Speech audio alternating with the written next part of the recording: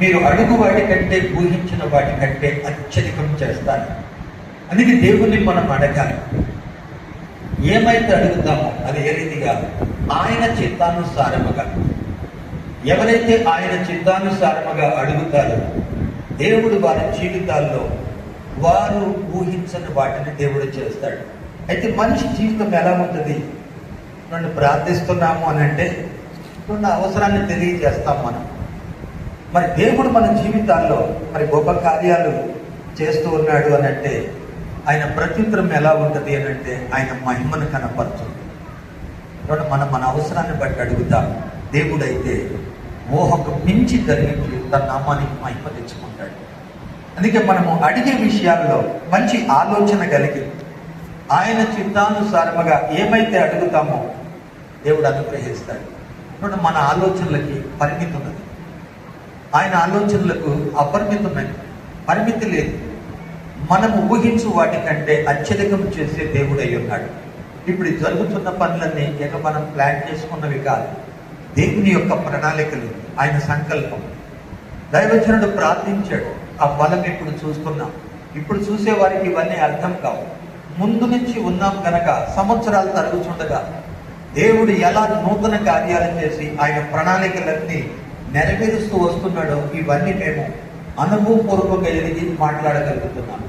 అందుకే మరి ఈ తరంలో ఉన్న నీవు ఈరోజు ఇక్కడికి వచ్చావు అని అంటే దేవుని సన్నిధికి వచ్చిన నీవు దేవుని సన్నిధిలో నీ విన్నపాలను దేవునికి తెలియచేయాలి. మరి కొన్నిసార్లు ఏమడగాలో తెలియదు. మరి ఇక్కడ ఉన్న ఒక సైనికుడు, ఒక దైవజనుడు దేవుని సహాయమే అడగాలి. ప్రభా నేనేది కోరుకోవాలి? డాక్టర్ పౌలు అంటాడు, ఇచ్చేయించుట కార్యసిద్ధి కలుగు చేయుట దేవుని దయాపూర్వక సంకల్పం అంటాడు. ఇచ్చేయించుట కార్యసిద్ధి, ఆ కోరికనిచ్చువాడు ఆయన, దానిని నెరవేర్చువాడు ఆయన. అందుకే ప్రభా మేము ఈ 34వ వార్షికోత్సవంలోకి వచ్చాము.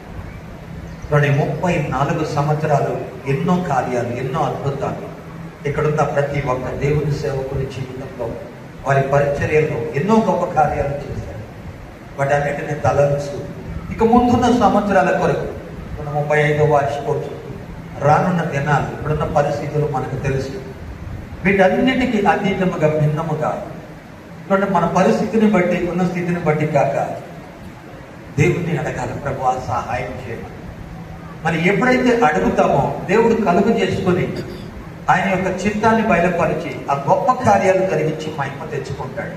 అందుకే ఈరోజు వచ్చాం, ప్రార్థనలో ఉన్నాం, మంచి ఆతిథ్యం ఇచ్చారు, మంచి షెల్టర్ ఇచ్చారు. ఇవి కాదు, నువ్వు ఆయన సన్నిధిలోకి వచ్చిన నీవు గడిచిన సంవత్సరాలను బట్టి స్తుతిస్తూ కీర్తనకారుడు అంటాడు, కీర్తన 75 మొదటి వచనంలో, దేవా నీవు మాకు సమీపముగా ఉన్నందుకు అని.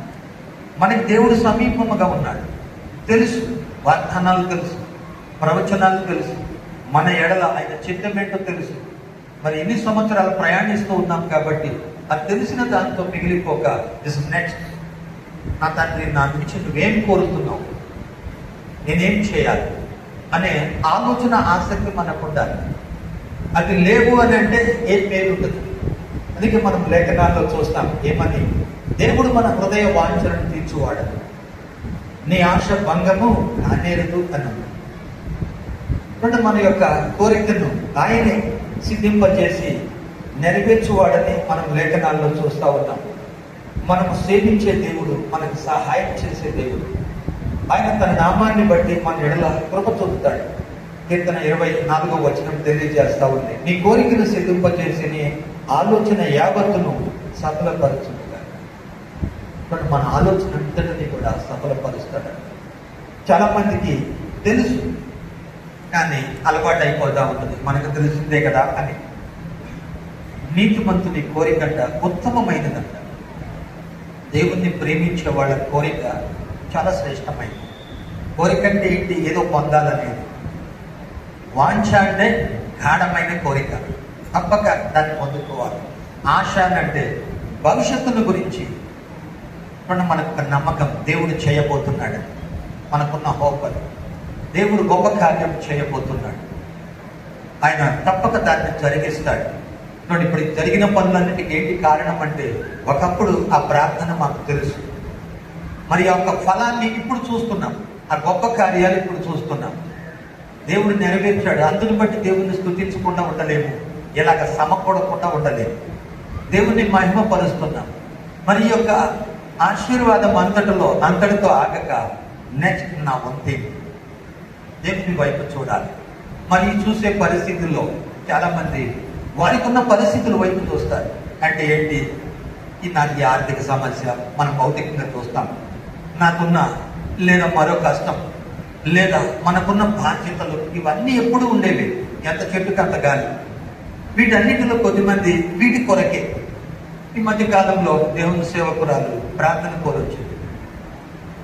పాస్టర్, నేను చాలా కాలంగా ప్రార్థించాను అనేక విషయాలు, నా ప్రార్థనకు జవాబు లేదు, నేను చాలా కృంగిపోయాను, కొన్ని నెలలు ఉపవాసం అని ప్రార్థించాను, ఏంటి నెక్స్ట్, నేను అడిగింది ఏది ఇవ్వటం లేదు, తర్వాత ఏం జరుగుద్దో అనేది నా ఆలోచన, ఇది నా పరిస్థితి అని చెప్పి తను చెప్పటం జరిగింది.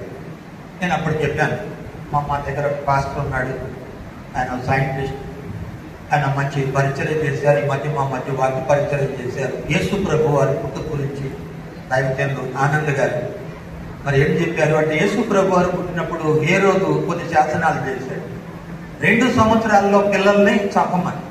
ఆయన దేవుడు కదా, ఈయన చంపొచ్చుగా, ఎవరిని, ఏ రోజునే చంపొచ్చు, ఆయన పెద్ద పని, దేవుడు కదా, అద్భుతాలు చేసి ఆయన కదా, ఆయనకు అసాధ్యమైంది ఏముంది. మరి ఏం చేశాడు, అక్కడి నుంచి వెళ్ళిపోమన్నాడు, వారికి అవసరమైంది. అంతేకాదు వారి జీవితంలో మరి యేసు ప్రభు వారు ఎక్కడ పుట్టాలో మేక ప్రవశించాడు, మరి ఆ బెత్లెహేముకు రావాలి, మరి వారు ఉన్న ప్రాంతం ఆ సత్రంలో స్థలం లేదంట, 2 మూసివేయబడ్డాయి ద్వారాలు. మరి ఎక్కడ ఆయన చిత్త ప్రకారము ఆ పశువుల తొట్టిలో జనించాలి, ఆయన అక్కడ పరుంటారు.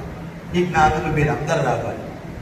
నీవు నీ ఇష్టం కొరకు ప్రార్థిస్తున్నావా, దేవుని చిత్తంకు లోబడి అప్పగించుకుంటున్నావా? దైవజనం ద్వారా కొంచెం ఆలోచన చేస్తాను.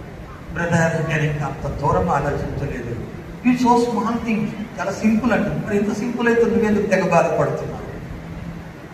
దేవునికి తెలుసు కదా, ఆయన చేయి దాటిపోయేది లేదు. అయితే నువ్వు చేయగలిగింది ఆయన చిత్తానికి అప్పగించుకో. నీకు తెలుసు వాక్యం, దేవుణ్ణి ప్రేమించు వారికి సమస్తము సమకూడి మేలు కొరకే. నీ జీవితంలో నీ ప్లాన్ కాదు, ఆయన ప్రణాళిక లోపడు. ఎప్పుడైతే ఆయన ప్రణాళిక లోపడతావో నువ్వు గొప్ప కార్యాలు చూస్తావని చెప్పాను. నువ్వు అనుకున్నట్టు ఉండదు, నీవు వర్తమానంలో చూస్తున్నావు, దేవుడు భవిష్యత్తును చూస్తున్నాడు. ఆయన ప్రణాళికలు వేరు, ఆయన ఆలోచన వేరు, ఆయన తలంపులు వేరు, ఆయన ఉద్దేశాలు వేరు. నీవు ఈ ప్రస్తుతం ఈ వర్తమానంలో ఈ పరిస్థితి మారితే చాలు, నా కుటుంబ సమస్య తీరితే చాలు, నా పరిచర్యకున్న అడ్డు తొలగిపోతే చాలు, నువ్వు సింపుల్గా ఇవన్నీ దాటేద్దాం అనుకుంటున్నావు. దేవుడు ఏమంటున్నాడు, ఈటల్లో ఉంచి ఆయన నిన్ను మహిమ తెచ్చుకోరుతున్నాడు. నీ యొక్క పట్ల ఏ ప్రణాళిక ఉందో అవి నెరవేర్చడానికి ఇవి పోస్టర్స్. ఈ అడ్డులన్నీ ఎందుకనంటే ఇవి అడ్డు పెట్టి నిన్ను సరైన మార్గంలోకి తీసుకొచ్చి ఆయన దీవించబోతున్నాడు. నువ్వు అర్థం చేసుకుంటే సో సింపుల్ అని. చాలా సంతోషపడింది. బ్రదర్, ప్రార్థన చేయండి నా కొరకని చెప్పింది. ఆమె యొక్క సంతోషాన్ని చూస్తే చాలా మంచిగా అనిపించింది. అలాగనే ఈరోజు మనం కృతజ్ఞత చెల్లిస్తున్నాం. ఇన్నేళ్ల పరిచర్య దైవజనులు అబ్రహాం కేడిఎస్ గారి గురించి కూడా మీకు తెలుసు. మరి ఆయన ఐఏఎస్ సిద్ధపడుతున్న సమయంలో ఆయన ప్రార్థించాడు. మరి ఒక తెలియని దేవుని సేవకురాలు తీసుకొచ్చి తనకు దేవుడు మాట్లాడి ఈ పరిచర్యను ఆరంభించాడు. ఈ పరిచర్యలో ఇందాక దైవజనులు మూర్తి గారు చెప్పగా మీరు విన్నారు. మరి ఈ సంఘం ఆరంభించక మునిపే దైవజనులు మన మూర్తి గారి తండ్రి గారు పాండురంగారావు గారు పాస్టర్ గారి సాక్ష్యం పేపర్ చూసి హాస్పిటల్ నుండి పాస్టర్ గారి దగ్గరకు వచ్చి ఆ ఉన్న స్థలంలో, అయ్యా మా బాబు కొరకు ప్రార్థన చేయండి అంటే, పాస్టర్ గారు ముందు ఆయనకు సువార్త చెప్పి ఆయన కొరకు ప్రార్థించి ఆ తదుపరి మరి హాస్పిటల్కి వెళ్ళి మన మూర్తి అన్నను కలవటం జరిగిందంట. మన మూర్తి అన్న చెప్తా ఉన్నాడు. మరి ఈరోజు ఆయన ఆరోగ్యం బాగలా, అందరూ ప్రార్థించారు, మేము కూడా అక్కడికి వెళ్ళాం, ప్రార్థించాం. ప్రభువా మేమంతా సంతోషపడే వేళ అని చూడండి. ఆయనకు మరి ఇందాక అన్న చెప్పలేదు, 30 ఏళ్ల వయసు. ఈ వయసులో 8 లీటర్ మీదకు పోయి మళ్ళీ తిరిగి వచ్చారు. మంచినీళ్ళు అడుగుతూ ఉన్నారు, మనం చేయి సైట్ చేస్తూ ఉన్నాడు, సెన్స్లో ఉన్నాడని ఆశ్చర్యపడుతున్నారు. చాలా ఆశ్చర్యకరమైన విషయం. ఆయన అప్పుడు అంగీకరించాడు, నమ్మాడు. నిజం, ఆయన విశ్వాసం ఏంటో మనకు తెలియదు. మనం భౌతికంగా బాప్టిజం అనేది చూస్తాం. మరి ఆయన ఆ భౌతికమైన రక్షణ విషయం కూడా అందరికి కనపడేటట్లు అన్నకుంది. మా నాన్నగారు కూడా బాప్టిజం తీసుకుంటే బాగుంటుంది. ఈ రాత్రి కాలం మీరందరూ ప్రార్థించండి. దేవుని చిత్తానుసారముగా ఏదడిగినా అది దేవుడు ఇస్తాడు. ఏ ఒక్కరు నశించేది ఆయనకి ఇష్టమో లేదు. మరి ఈ సంతోషంలో మరి ఆయన గారు కూడా ప్రభువుని అంగీకరించి మరి అందరిని సంతోషం పెట్టేటట్లుగా, సంతోషం పరిపూర్ణమయ్యేటట్లు ప్రభు సహాయం చేయాలని వేడుకుందాం. మరి ఈ రీతిగా మనము ఈ పరిచర్యలో దైవజనులు ప్రార్థించిన విషయం, ఆ తదుపరి సేవా పరిచర్య జరుగుతున్న దినాల్లో ఓ సమయానికి ఆయన అనేక దినాలు ఉపవాసం అని ప్రార్థించారు. ఆ ప్రార్థించినప్పుడు ఏంటి, అప్పుడు ఆర్థిక పరిస్థితి, మరి సేవా పరిచర్య భారత్, మరి అనేక ప్రాంతాలు ఆ కాలంలో ఉన్న మారుతి వ్యాన్లో మరి ప్రయాణిస్తూ ఉన్నారు. బీదర్ నుండి సత్తెనపల్లి, రెండచింతల, కొవ్వూరు ఈ ప్రాంతాలన్నీ వరుసగా మీటింగ్స్, మరి సువార్త కొరకు ప్రయాణిస్తూ మరి అనేక విధాలుగా తోడ్పడుతూ ఈ పరిస్థితులన్నింటిలో ఆర్థికపరమైన ఇబ్బందులు, మరి ఉన్న శత్రులు, ఆ ప్రాంతాన్ని బట్టి ఉన్న అనేక ఆటంకాలు, వీటన్నిటిలో దేవుని సన్నిధిలో అనేక దినాలు ప్రార్థిస్తున్నప్పుడు దేవుడు తను తాను ప్రత్యక్షపరుచుకున్నాడు. అడిగాడు, ఏం కావాలని. ఆయన వేచి ఉన్నాడు దేవుని సన్నిధిలో. ప్రభు అన్నాడంట, ఆత్మల రక్షణ, ఐశ్వర్యమా, ఏదో కావాలో కోరుకు అన్నాడు. ఆయనకి ఏం సందేహించకుండా, ప్రభు అడిగింది నువ్వు కాబట్టి ఆత్మల రక్షణ ఈ భూమి మీద అంతకంటే ఇంకొకటి లేదు అని ఆ తదుపరి కూడా చెప్పాడు. ఇంకా దేవుడు ఎన్ని విధాలు పరీక్షించుకున్నాడో తెలియదని. ఆ తదుపరి ఆయన ప్రార్థించాడు, దేవుడిని అడిగాడు. ఏమని అని అంటే, ఇస్మాయిల్ సంతతి కొరకు. మరి ఆయన నోటే మనం విన్నాం, ఇరాన్, ఆ తదుపరి అరబ్ దేశాలు, గల్ఫ్ దేశాలు, ఎన్నో ప్రభు వైపు తిరగటం. దేవుడు అడిగినందుకు మన దేవునికి తనకు దేవుడిచ్చిన ప్రత్యుత్తరం అవన్నీ కూడా తదుపరి కాలంలో సాక్ష్యం ఇచ్చాడు.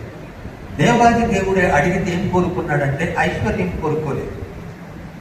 ఆయన కోరిక ఏంటి? ఆయన హృదయ వాంఛ, నా దేశాన్ని దీవించు. ఇంకేంటి? ఈ ప్రజలు ఇస్మాయిల్ సంత రక్షింపబడాలి, నరకం నింపబడదు. ప్రభు పలికింది నువ్వే. ప్రభు అన్నాడట, ఇప్పటి వరకు భూమి మీద తెగించి ఏ నరుడు అడగలేదు, నువ్వు అడుగుతున్నావు. మరి ఎంత గొప్ప భాగ్యం! ఏదో అలవాటుగా కాదు. మరి ఈ వార్షికోత్సవంలో పాల్గొన్న నీవు ఈ సంతోషంలో నిన్నేదో ఇబ్బంది పెట్టాలి అని చెప్పే ఏదో తక్కువ చేసి కాదు, కానీ నీ దృష్టి దృక్పథం ఇంకొక అడుగు ముందుకు పోవాలని నీకు ఆలోచన కలిగిస్తున్నాను. నువ్వేం ప్రార్థించాలి? దేవుడు నిన్నే అడుగుతున్నాడు అనుకో. ఏంటి నీ అంబిషన్, నీ ఆశయం? ఏంటి నీ యొక్క కోరిక? ఇంకా నువ్వు దేని గురించి వాంఛ కలిగి ఉన్నావు? భూ సంబంధమైనవా, ఆత్మ సంబంధమైనవా? ప్రభు ఒకవేళ నిన్ను అడుగుతుంది మనసులో అనిపిస్తే నువ్వేం కోరుకుంటావు? నువ్వు దేని మీద నీ మనసు తిరుగుతావు? నీవు ప్రభు వైపు చూడకపోతే వీరు కాదు. దైవజనులు ఇంత స్పష్టంగా అడిగాడు, గెలిచారు. నేను మరొక దైవజనుడి గురించి చెప్తాను. ఆయన సాక్ష్యంలో ఉన్న మాట. దేవాది దేవుడు తన సన్నిధికి ఆహ్వానించాడు. ఆయన పేరు డిజిఎస్ గణేశన్ గారు. దేవుని సన్నిధిలోకి వచ్చినప్పుడు దేవుడు అడిగాడంట, నీకేం కావాలి అని. ఈయనంట, ప్రభా నాకు 9 కృపావరాలి, నాకు 9 కృపావరాలి అని అడుగుతున్నాడంట గణేశన్ గారు. అప్పుడు పరిశుద్ధ ఆత్మదేవుడు ఇచ్చేయించుట, కార్యసిద్ధి కలుగుచేట దేవుని దయాపూర్వక సంకల్పం కనుక అని అంటున్నాడంట. కాదు, నువ్వే కావాలని అడుగు అని. వెంటనే అన్నాడు, ప్రభువా నువ్వు కావాలన్నాడు. దేవుడు ఆయనకు కృపావరాలు ఇచ్చి మన భారతదేశం ప్రపంచం అంతటా వాడుకున్నాడు. భారతదేశపు ప్రవక్త అని పేరు పొందాడు. మీరు ఇక్కడ ఉన్న వారు ఎవరు ఏదో సామాన్యమైన వ్యక్తులు కాదు, లేదా ప్రార్థన అనుభవం లేని వారు కాదు. సంవత్సరం జరుగుతున్నది మన యొక్క వాగ్దానాలు, ఈ వారసత్వం మీకు తెలుసు.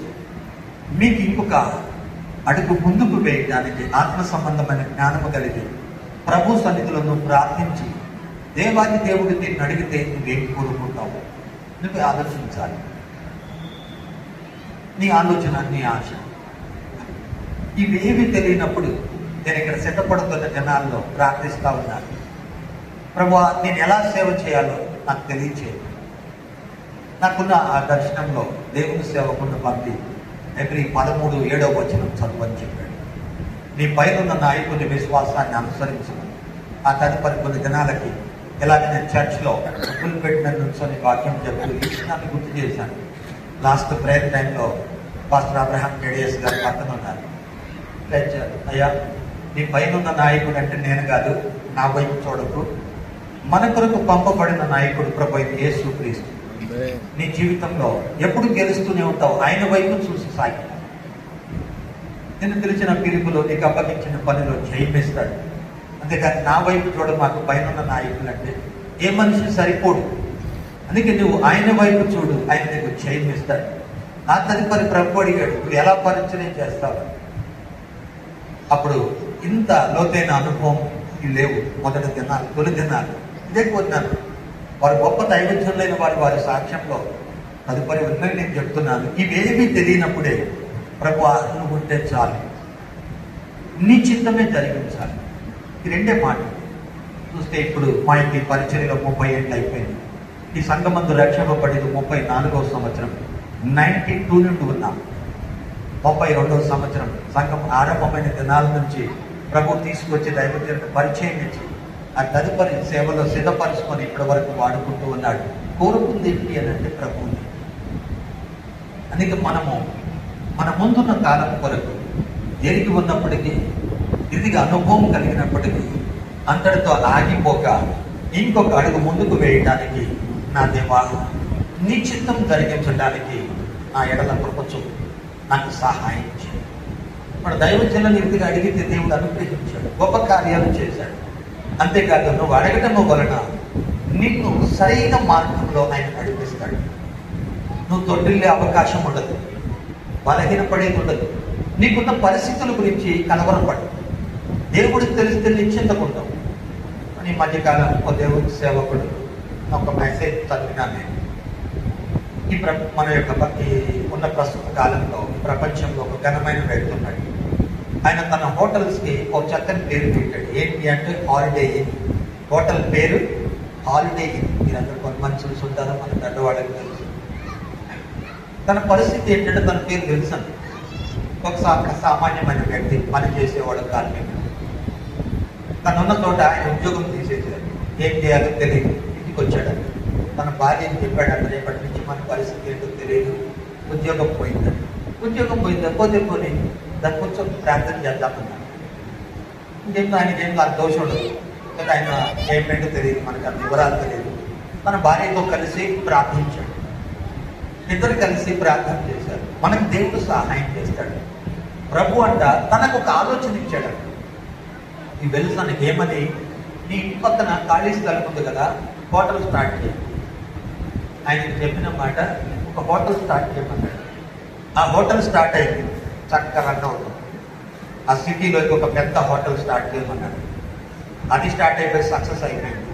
అలాగే ఇప్పటి వరకు వారు పెట్టిన మెసేజ్లు ఏముందంటే 3400 హోటల్స్ ఉన్నాయంట హాలిడే ఇన్.